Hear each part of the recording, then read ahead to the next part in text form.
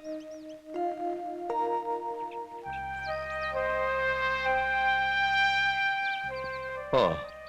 ഇയാളോ? മരണം മരണം മരണം ആഗ്രഹിച്ചിട്ട് നടക്കാതെ പോയ നിരാശയോ അതോ ഈ കിടപ്പ് കാണുമ്പോഴുള്ള സന്തോഷോ? എന്താ ഇപ്പൊ മനസ്സിലെ?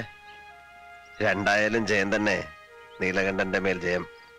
കുറച്ചുകൂടെ അടുത്തേക്ക് വരാം, വേണമെങ്കിൽ ഒന്ന് കാറ് തുപ്പാം. എന്തിനാ എന്റെ നീല ഇങ്ങനെ ഓരോന്ന് പറയണേ? സത്യമല്ലേ പറഞ്ഞുള്ളൂ വാര്യരെ. നീലകണ്ഠൻ ദ്രോഹിച്ചിട്ടുള്ളവരുടെ കൂട്ടത്തിൽ മുന്നിലല്ലേ ഈ കുട്ടി? ഞാൻ പോകുന്നു വാര്യമാവ. വന്നതിൽ സന്തോഷമുണ്ട് കേട്ടോ.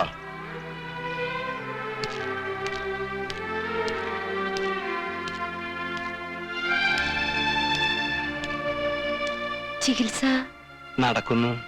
തെറി കേട്ടാലും പത്യം തെറ്റിക്കാതെ ഞാൻ കൊണ്ടുപോണു. ഇപ്പോഴാണല്ലോ എനിക്ക് അനുസരിപ്പിക്കാൻ കഴിയണത്. മുറിവുകളൊക്കെ കുറച്ച് ഭേദമായതായിരുന്നു. പക്ഷേ ഇന്ന് പിന്നെയും. എന്നോടൊരു വാക്ക് ചോദിക്കാതെ നീ എന്തിനവിടെ പോയി? മുമ്പ് അവിടെ പോയിട്ടുള്ളതെല്ലാം അച്ഛന്റെ ഇഷ്ടത്തിനായിരുന്നല്ലോ. ഇപ്പോ എന്റെ ഇഷ്ടത്തിനും കൂടി പോണം തോന്നി. ആനോ, പ്രായം തികഞ്ഞ ഒരു പെണ്ണാണ് നീ. ആ ആഭാസന്റെ പ്രായം ചെന്ന രണ്ട് പെൺകുട്ടികളെയും കൊണ്ട് അച്ഛൻ ഈ പറയുന്ന ആഭാസന്റെ അവിടെ പാർക്കാൻ ചെന്നിരുന്നു. എന്നിട്ടൊന്നും സംഭവിച്ചില്ലെങ്കിൽ ഇപ്പൊ തീരെ ഭയക്കണ്ട. എഴുന്നേറ്റ് നിൽക്കാൻ പോലും ആവതില്ലാത്തൊരു മനുഷ്യനാണ് അയാൾ ഇന്ന്. തർക്കുത്തരം വേണ്ട. അച്ഛൻ എങ്ങനെ കഴിയുന്നു ഇങ്ങനെയൊക്കെ മാറാൻ? പോയി കണ്ട് വിവരങ്ങൾ അന്വേഷിക്കേണ്ടത് അച്ഛനല്ലേ? അച്ഛനല്ലേ അയാളുടെ ഔദാര്യങ്ങൾ പറ്റിയിട്ടുള്ളത്? ഉണ്ട ചോറിനുള്ള നന്ദി അതെങ്കിലും കാട്ടണ്ട അച്ഛാ. വേറൊരുത്തന്റെ ഔദാര്യത്തില് ഇപ്പൊ 3 നേരം സുഭിക്ഷയായിട്ട് കഴിയാന്ന് വന്നപ്പോ എല്ലാം മറന്നു. മതി പ്രസംഗിച്ചത്. ഇനി ഞാൻ അറിയാതെ നീ എവിടെ പോകരുത്, മനസ്സിലായോ?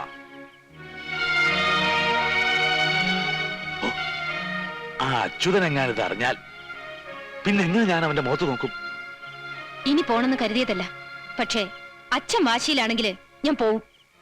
അതിന്റെ പേരിൽ ആരുടെങ്കിലും മുഖത്ത് നോക്കാൻ അച്ഛന് വിഷമം ഉണ്ടെങ്കിൽ വിഷമിപ്പിക്കാൻ വേണ്ടി തന്നെ മനഃപൂർവ്വം ഞാൻ പോവും. ആണോ?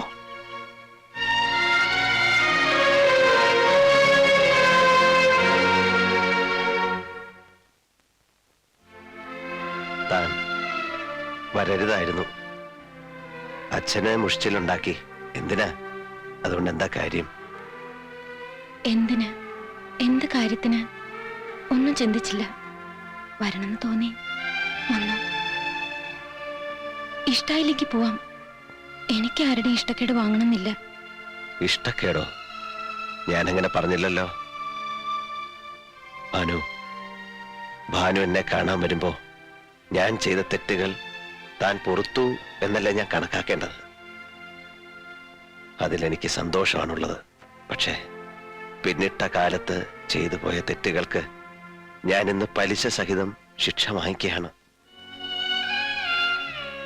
അപ്പോ എന്നെ കാണാൻ വരിക, സ്നേഹമോ കാരുണ്യമോ ഒരു നോട്ടത്തിലൂടെയെങ്കിലും എനിക്ക് തരിക. അങ്ങനെ ചെയ്യുന്നവർക്ക് ഈശ്വര കോപം ഉണ്ടാവും. താൻ വെറുതെ പാവം വലിച്ച് തലേ കയറ്റണ്ട. ഞാൻ അറിഞ്ഞിരുന്നത് ഇയാളിന് ബലമുള്ളൊരു ശരീരം മാത്രമല്ല, അതിൽ ഉറപ്പുള്ളൊരു മനസ്സും ഉണ്ടെന്നായിരുന്നു. പക്ഷെ ഇപ്പൊ മനസ്സിലാവുന്നു, പാതി ചത്തു എന്ന് പറയുന്ന ശരീരത്തിനുള്ളിൽ മുഴുവൻ ചത്ത ഒരു മനസ്സാണുള്ളതെന്ന്. അതിനനുവദിക്കരുത്. മനസ്സിന്റെ ധൈര്യം വീണ്ടെടുത്താൽ പിന്നെ നടക്കാൻ കാലുകൾ വേണ്ട. ക്ഷമിക്കണം, ഞാൻ ഉപദേശിക്കല്ല. അതിനും മാത്രമുള്ള ബുദ്ധിയൊന്നും എനിക്കില്ല. എനിക്ക് മനസ്സിലാവുന്നില്ല ഭാനുമതി.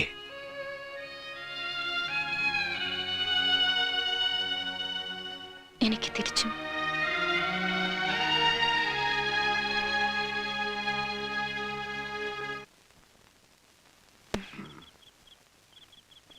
ഈ വാര്യർ എവിടെ പോയി കിടക്ക? ഭാനുവിന് ഇന്ന് ശരിക്ക് വഴക്ക് കേൾക്കും. ഏയ്, കറണ്ടും വന്നില്ലല്ലോ. എനിക്കിപ്പോ ഇരുട്ടാ ഇഷ്ടം. മുഖം കാണാതെ സംസാരിച്ചിരിക്ക, അതാ നല്ലതെന്ന് തോന്നാ. വാര്യരായിരിക്കും. വാര്യമാനല്ല. പിന്നെ ആരാ അവിടെ? ആ, വന്നു അല്ലേ തെമ്മാടി? ഇങ്ങോട്ട് കയറി വരിക. തന്നെ ഒന്ന് കാണട്ടെ. ഇവിടുത്തെ വിശേഷങ്ങളൊക്കെ അറിഞ്ഞില്ലേ? വയ്യ, അങ്ങോട്ട് വന്ന ആ കിടപ്പ് കാണാൻ എനിക്ക് വയ്യ. മനസ്സില് ദൈവങ്ങൾക്കൊപ്പം കൊണ്ടു നടക്കുന്ന ചിത്രമുണ്ട്. അത് അങ്ങനെ നിന്നോട്ടെ. കിടന്നു പോയി എന്ന് ഞാൻ വിശ്വസിക്കില്ലടോ. പെരിങ്ങോടാ, തനിക്ക് തരാൻ, തന്നോട് പറയാൻ എന്റെ ഒന്നുമില്ലടോ നീലകണ്ഠ. നാവാമുകുന്ദന് കൊടുത്തതിന്റെ ബാക്കി ഇത്തിരി നിവേദ്യമുണ്ട്.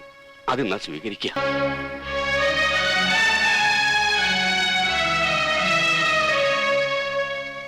പോയി അല്ലേ?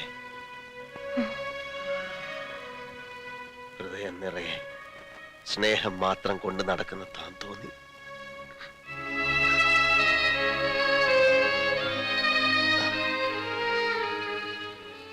ഭാനുമതി, ഞാൻ മരണത്തെക്കുറിച്ച് ചിന്തിച്ചു തുടങ്ങിയിരിക്കുന്നു. ഒച്ചയും അനക്കവും ഇല്ലാതെ നടന്നെത്തി എന്നെ കൊണ്ടുപോകാൻ മരണമെത്തുന്നത് ഞാൻ സ്വപ്നം കാണാറുണ്ട്. അങ്ങനെ സംഭവിക്കുന്നതിന് മുമ്പ് ഒരു തെറ്റിന് പ്രായച്ചിത്തം ചെയ്യാൻ നീ എന്നെ അനുവദിക്കണം. ഭാനു, ആ ചിലങ്ക വീണ്ടും കെട്ടണം. നിനക്ക് ഓർമ്മയുണ്ടല്ലോ, മുമ്പ് ഞാനത് ആവശ്യപ്പെട്ടപ്പോ നീ പറഞ്ഞത് എന്റെ മരണശേഷം മാത്രം അതിനെക്കുറിച്ച് ആലോചിക്കാമെന്നാണ്. ഇപ്പോ മരിച്ചതിന് തുല്യമല്ലേ? പഴയ നീലകണ്ഠൻ മരിച്ചു. ഈ ശരീരം ഒരു പാഴ് വസ്തുവാണ്. ജീവിച്ചിരിക്കുന്നതിന് തെളിവായി ഒരു സ്മാരകം മാത്രം. മറുത്തു പറയരുത്. എന്നോട് കാണിക്കുന്ന ഒരു ദയ,